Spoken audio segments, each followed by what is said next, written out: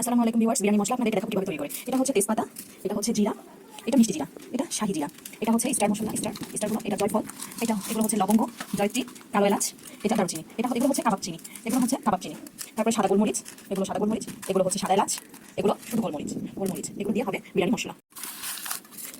এগুলো সব এক জায়গায় করে এখন মিক্স করে রোদে শুকায় এগুলো গুঁড়া করবো। এখন এগুলো এটার যে ব্যালেন্ডার জারের মধ্যে ভরায় এগুলো গুঁড়া করে ফেলবো।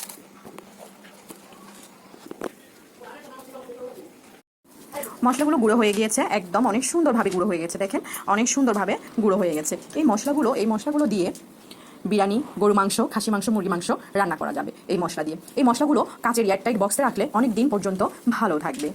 আমার রেসিপিটি যদি আপনাদের ভালো লেগে থাকে তাহলে আমার চ্যানেলটাকে সাবস্ক্রাইব করুন, লাইক দিন, কমেন্ট করুন। আপনারা ভালো থাকবেন। আল্লাহ হাফেজ।